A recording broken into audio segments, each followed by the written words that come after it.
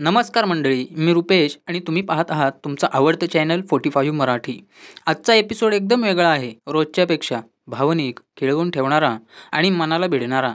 शुभांगीच्या आयुष्यातले एक एक वळण आणि सीमाने तिच्या मार्गात घातलेला अडथळ्यांचा सापळा, हे सगळं तुम्ही पाहिलं. पण आजचा भाग म्हणतो, देव माणसाच्या रूपात धावून येतो. शुभांगीच्या डोक्यावर संकटांचा डोंगर, घर विकण्याची भीती, स्पर्धा हरल्याचं दडपण आणि सीमासारखी घरातलीच शत्रू. पण याच वेळी देवा नावाचा तरुण तिच्यासाठी साक्षात देव बनून उभा राहतो. पाऊस, रस्त्यावर एकटी, चुकीच्या ठिकाणी पोहोचलेली शुभांगी आणि त्या काळोख्या क्षणात उगवलेली आशेची एक झलक या भागात आई बाबा रिटायर होत आहेत या मालिकेच्या कथानकात एक अत्यंत संवेदनशील आणि मानवी भावना अधोरेखित करणारा क्षण उभा राहतो. शुभांगीच्या मनातील अस्वस्थता, जबाबदारीची जाणीव आणि अपयशाची भीती यांचा संगम तिच्या स्वप्नरूप अनुभवातून प्रकट होतो.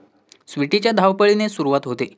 ही घाई, उत्कंठा आणि काळजी दर्शवते की कुटुंबातील प्रत्येक जण शुभांगीच्या स्पर्धेमधील सहभागाला किती महत्त्व देत आहे. मात्र शुभांगी अजून झोपेत असते आणि तिची दचकून उठणारी प्रतिक्रिया ही तिच्या मनात खोलवर दडलेल्या एका भीतीचं प्रतीक आहे. त्यानंतर समीरच्या आगमनाने वातावरणात आणखीन तणाव भरतो. समीरचा संताप, त्याचं आई तुझं काय चाललंय असं विचारणं, हे सगळं एकाच वेळी शुभांगीसाठी दुखवटादायक असतं. अपराधी वाटणारे आहे तिचं गोंधळलेलं उत्तर, तिचं स्वतःचं डोकं दाबणं, हे सगळं त्या मानसिक गोंधळाचं चित्रण आहे, जिथे जबाबदारीची जाणीव अपयशाच्या छायेत गडद होत जाते. आणि तेव्हा अचानक साक्षात्कार होतो की हे सर्व एक स्वप्न होतं.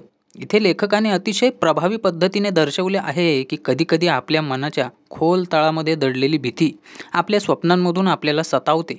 रात्री 2:30 वाजता शुभांगीचं उठणं, पाणी पिणं आणि स्वप्नांची आठवण करून देणं हा क्षण तिला वास्तवात परत आणतो. त्याचवेळी समोर झोपलेल्या समीरच्या वडिलांचं तिच्याशी बोलणं, त्यांच्या हलका-फुलका विनोदी प्रश्नांनी घराला आग लागली तर स्वप्न पडलं का, यामुळे थोडीशी शिथिलता येते. ही विनोदी हलकी-फुलकी टिप्पणी एक प्रकारे शुभांगीच्या तणावावर फुंकर घालण्यासारखी आहे. शुभांगी तिचं स्वप्न सांगते आणि त्यामागील भावनिक गुंतवणूक उलगडते. ही स्पर्धा तिच्यासाठी फक्त एक इव्हेंट नसून तिच्या स्वाभिमानाचा, तिच्या ओळखीचा एक महत्त्वाचा भाग आहे. तिचं ही स्पर्धा आपल्यासाठी खूप महत्त्वाची आहे असं म्हणणं हे तिच्या आतल्या आवाजाचं प्रकटीकरण आहे, जिथे ती स्वतःच्या मूल्याची परत एकदा जाणीव करून घेते. समीरचे बाबा तिचा अनुभव समजून घेतात आणि तिला आधार देतात. ते म्हणतात की पहिला दिवस असल्यामुळे तुला हे स्वप्न पडलं असेल. यामध्ये त्यांनी थेट तिच्या चिंतेची पावती दिली आहे. अशा प्रकारे भागाच्या शेवटी नुसते स्वप्नांचे रहस्य उलगडत नाही, तर शुभांगीच्या मनातील संघर्ष, जबाबदारीची ओझी, कुटुंबियांच्या अपेक्षा आणि स्वतःच्या अस्तित्वाची पडताळणी, या सगळ्या बाबी सशक्तपणे समोर येतात. समीरचे वडील एक समंजस पती आणि सजग सहचर म्हणून इथे स्पष्टपणे दिसतात. ते शोभाला म्हणतात की ही फक्त एक स्पर्धा आहे, इतका ताण घेऊ नकोस. यातून त्यांच्या अनुभवसंपन्नतेचा आणि माणुसकीचा परिचय मिळतो. ते तिला सांगतात की स्पर्धा जिंकली नाहीस तरी आपण सुरक्षित आहोत. नारळाला देण्यासाठी आपल्याकडे 5 लाख रुपये आहेतच. हे वाक्य ही फक्त एक आश्वासक बातमी नाही, तर ते शोभाच्या मनावर असलेल्या जबाबदारीच्या ओझ्याला हलकं करणारा उपाय आहे. शोभा मात्र पुन्हा पुन्हा मनात येणाऱ्या विचारांनी गोंधळलेली आहे. ती म्हणते, मला पुन्हा पुन्हा तेच तेच विचार येत आहेत डोक्यामध्ये. ही ओळ तिच्या मानसिक थकव्याचं आणि अज्ञात अपयशाची धास्ती घेणाऱ्या मनोवृत्तीचं प्रतीक आहे. तिला हे माहीत आहे की या स्पर्धेवर बरेच काही अवलंबून आहे. तिला वाटतं की ही संधी फसली तर काहीतरी मौल्यवान तिच्या हातातून निसटून जाईल. समीरचे बाबा तिच्याशी फार समजूतदारपणाने बोलत असतात. ते तिची न म्हणणारी मनस्थिती जाणून घेतात, समजून घेतात. ते तिला दबाव न आणता तिचा आत्मसन्मान कायम ठेवत मार्ग सुचवतात. तू हे पैसे कर्ज म्हणून घे. हा संवाद केवळ आर्थिक पर्याय सांगणारा नाही, तर पती-पत्नीमधील परस्पर सन्मान आणि सहकार्याचं अत्यंत सुंदर चित्रण आहे. शोभा शेवटी म्हणते, तुमच्याशी बोलले ना मी, तर मला खूप बरं वाटायला लागलं. हे वाक्य खूप अर्थवाही आहे. याचा अर्थ असा आहे की तिला केवळ आर्थिक किंवा व्यावहारिक उत्तरांची गरज नव्हती, तर तिला भावनिक आधार हवा होता. जेव्हा ती तिचं मन मोकळं करते आणि समीरचे बाबा प्रेमाने, समजुतीने तिचं ऐकून घेतात, तेव्हा तिचा ताण उतरतो. या क्षणामध्ये पती-पत्नींमधील नातं एका नव्या समंजसतेच्या पातळीवर पोहोचतं. कुठलाही दोषारोप, जबरदस्ती किंवा उपदेश नाही. फक्त आधार, समजूत आणि विश्वास. समीरच्या वडिलांचं परत एकदा जा शुभा झोपून घे हे शेवटचं वाक्य खरं तर पूर्ण प्रसंगाचा सार सांगणारं आहे. ते केवळ झोपेचा सल्ला नाही तर एक गहन आश्वासन देतात. तू आता मोकळ्या मनाने विश्रांती घे, कारण तू एकटी नाहीस. शुभांगी एका महत्त्वाच्या स्पर्धेसाठी मानसिक आणि भावनिक तयारी करत आहे. पण त्याच वेळी तिच्या मनात कालांतराने दाटून आलेल्या भावना, आठवणी आणि जुने अनुभव पुन्हा जागे होतात. तिचं वाक्य, पूर्वीसुद्धा मला असंच व्हायचं तेव्हा तुम्ही माझ्या डोक्यावर हात ठेवायचात, ही केवळ एक आठवण नाही, तर ती तिच्या सुरक्षिततेच्या भावनेचा मूलाधार आहे. ही भावना आता तुटलेली आहे, कारण मध्ये भिंत असते. हे केवळ खोलीतील भिंतींचे भौतिक अस्तित्व नाही, तर त्या दाम्पत्याच्या आयुष्यात निर्माण झालेली शांत, अबोल पण ठोस मानसिक अंतर आहे. शुभांगीचं हे वाक्य आणि त्यानंतर समीरच्या वडिलांच्या डोळ्यात येणारे अश्रू हे एक अतिशय नाजूक क्षण रेखाटतात. या अश्रूंमध्ये अपराधीपणा, हळवेपणा आणि कदाचित त्या भिंतींबद्दलची खंत दडलेली आहे. ते काही बोलत नाहीत, पण त्यांच्या हृदयात खूप काही दडलेलं असतं. हे सूक्ष्मपणे सांगणं ही मालिकेची ताकद ठरते. भावना फारशा व्यक्त न करता तरीही त्यांच्या अस्तित्वाची गहिराई प्रेक्षकांपर्यंत पोहोचते. पुढे सकाळच्या दृश्यात वातावरण बदलतं. आता एक चैतन्य, उत्साह आणि कुटुंबाचं सामर्थ्य दिसतं. स्वीटीने सासूबाईंसाठी केलेली तयारी, स्वीटीचं तिच्यावरचं कौतुक आणि शमिका स्वीटीचा हलका फुलका पण प्रेरणादायी संवाद याच्यामुळे एक सकारात्मक ऊर्जा निर्माण होते. शुभांगीच्या मनात अजून थोडं दडपण असतं. ती म्हणते, माझे हात थरथरले नाही म्हणजे झालं.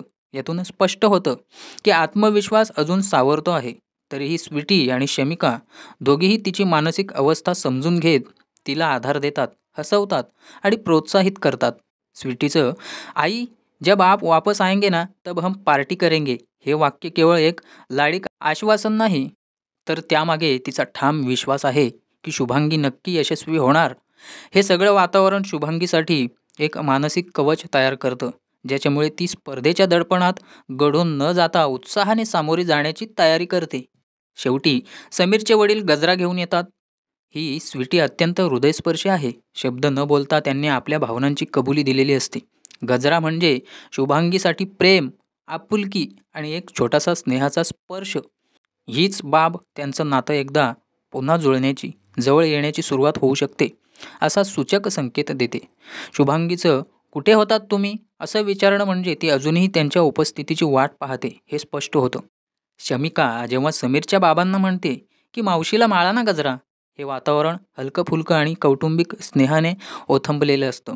शुभांगीला मिळालेला गजरा केवळ एक अलंकार नसून पती पत्नींमधील नात्याचा पुनः जुळण्याचा एक नाजूक क्षण असतो. पूर्वीच्या आठवणी, गूढ अंतर आणि शांतता गजऱ्यासोबत विरघळायला लागतात. समोरच्या पार्टिशनमध्ये उभी असलेली शुभांगी लाजलेली असते. समीरच्या बाबांनी गजरा लावणं म्हणजे एक प्रकारे शांत समर्पण आणि प्रेमाचा पुन्हा एकदा केलेला सूचक स्वीकार आहे. मात्र याच क्षणी विरोधी शक्तींचा प्रवेश होतो. सीमा, तिची डोळ्यांतील असूया, तिच्या चेहऱ्यावरचा कटू भाव आणि अंतर्मनात चाललेला विचार याच्यामुळे तिला वाटतं की शुभांगीचं यश हे तिच्या स्वप्नांच्या विरोधात आहे. तिचा संवाद, मी सीमा किल्लेदार आहे, सहज हार मानणारी नाही, हा तिच्या आंतरिक असंतोषाचा आणि सत्तेच्या इच्छेचा स्पष्ट आवाज आहे. तिचं हे षडयंत्र, मेन गेटजवळ मुद्दाम लावणं, हा फक्त अडथळा नाही तर तिच्या मनातील कटुतेचा कुतिरूप प्रगट आहे. शुभांगीचं संयमितपणे सीमाला विनवणं आणि सीमाचं सतत तिला अडवणं हे दोन विरोधी नैतिक भावनांचे प्रतीक आहेत. शुभांगीला वाटतं की घरच्यांच्या आशीर्वादांनीच ती अडकलेली आहे, पण ती सीमा आहे जी घराच्या चौकटीत राहून त्याच स्नेहाच्या नावावर स्वतःचा स्वार्थ साधते. डिलिव्हरी बॉय देवाचा हा प्रवेश नाट्याला एक नवं वळण देतो. तो एक साधा, प्रामाणिक युवक आहे, ज्याच्या मनात मावशीप्रती आदर आणि प्रेम आहे. सीमाच्या मुद्दाम वागणुकीवर त्याचं उत्तर ही एक सामाजिक टीका आहे. चांगलं बोलायला काही पैसे लागत नाहीत. या वाक्याद्वारे मालिकेने एक मोठा संदेश दिलेला आहे की गरिबी, लहानपण किंवा अशिक्षितपणामुळे आदर आणि सभ्यता हरवायला नको. तो मुलगा गाडी दुरुस्त करू शकत नाही, पण तात्काळ एक कल्पना सुचवतो. स्टूलच्या मदतीने शुभांगीला कंपाऊंडमधून बाहेर जाण्याचा मार्ग दाखवतो. हे दृश्य केवळ सहाय्य नाही, तर चविष्ट ठामतेने सांगतंय की यश मिळवण्यासाठी मार्ग नक्कीच असतो, फक्त मन असावं लागतं. त्याचं शिकून घेईन हे वचन आशेचा आणि पुढच्या पिढीच्या प्रगतीचा आवाज आहे. शमिका आणि त्या मुलामधील इस्टूल या शब्दावरून चाललेली खेच हसवत असली तरी त्यातही अर्थ आहे. त्याचं बिनधास्त अडथळे पार करणाऱ्या विचारांचं हृदय. शुभांगी म्हणते, जेव्हा तिथं काय म्हणतोयस ते कर, तेव्हा ती सुद्धा आता स्वीटीकडे वळते. ही नायिका आता तिला रोखणाऱ्या प्रत्येक गोष्टीवर उपाय शोधण्यास सज्ज असते. या सगळ्या प्रसंगांमधून आपण पाहतो की घर, समाज आणि स्पर्धा या तिन्ही स्तरांवर नायिकेला अडथळे आहेत. पण तिचा संयम, तिचा कुटुंबीय आधार आणि इतरांकडून मिळणारी मदत हे तिचं खरं बळ आहे. सीमा जरी अडथळे निर्माण करत असली तरी ती एकटी आहे. शुभांगी मात्र सहकार्य, प्रेम आणि नैतिकतेच्या पायावर उभी आहे. त्यामुळेच शेवटी विजय तिचाच असणार हे स्पष्ट दिसतं, केवळ स्पर्धेत नाही तर माणूस म्हणूनही. शुभांगीला स्पर्धेच्या ठिकाणी पोहोचू न देण्याचा सीमाचा कट आता उघड स्वरूप घेतो. तिची तयारी केवळ मानसिक नाही तर भौतिक अडथळ्यांचीही आहे. गाडी आडवी लावणं, रिकाम्या कारणांनी वेळ वाया घालवणं आणि आता तर रिक्षावाल्याला हाताशी धरून चुकीच्या ठिकाणी पोहोचवणं, हे सर्व केवळ ईर्षेच्या आणि वारशाच्या हव्यासामुळे, जी तिची वैयक्तिक असुरक्षितता आणि सुप्त असंतोषाचं प्रतीक आहे. शुभांगीचं स्टूलवरून घसरणं आणि तिचं डोकं आपटणार असताना देवा नावाचा तरुण तिला वाचवणं, हा क्षण म्हणजे एका सच्च्या, निरपेक्ष भक्तीच्या प्रतीकासारखं आहे. शुभांगी त्याच्या रूपात देव पाहते. तिचं हात जोडणं, त्याच्या पाठीवरून हात फिरवणं या दृश्यात कृतज्ञतेचा आणि मानवतेचा सर्वोच्च भाव दिसतो. देवा हे पात्र म्हणजे नव्या पिढीचं प्रतीक आहे, जे परंपरेचा सन्मान राखून मदतीसाठी नेहमी तत्पर असतात.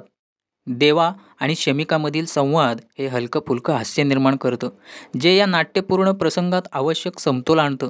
शुभांगीच्या गडबडलेल्या, घाबरलेल्या चेहऱ्यावर थोडा हास्य फुलवण्याचा प्रयत्न इथे जाणवतो. सीमा मात्र अजूनही माघार घेत नाही. तिचं रिक्षावाल्याशी संधान बांधणं, त्याला शुभांगीला चुकीच्या ठिकाणी सोडायला सांगणं हे तिच्या नीच राजकारणाचं आणि सत्तेच्या लोभाचं उदाहरण आहे. तिच्या संवादातून स्पष्ट होतं, तिला स्पर्धा जिंकणं महत्त्वाचं वाटत नाही, पण इतरांनी हरावं हे मात्र आवश्यक वाटतं. घरी नीतू आणि सीमामधील संवाद हा महत्त्वाचा आहे. नीतू म्हणते, सामान्य विवेकबुद्धी. जिला घराचं अस्तित्व महत्त्वाचं वाटतं ती सीमाला विचारते की जर आई स्पर्धा हरली आणि घर गमावलं तर काय? पण सीमा केवळ वाटणी आणि आर्थिक फायद्याच्या चौकटीत विचार करत आहे. या संवादातून स्वार्थ विरुद्ध कुटुंब कल्याण असा संघर्ष उलगडतो. शुभांगी जेव्हा सिटी मॉलमध्ये एकटी पडते तेव्हा ती शारीरिकदृष्ट्या एकटी नसते, तर भावनिकदृष्ट्याही थकलेली असते.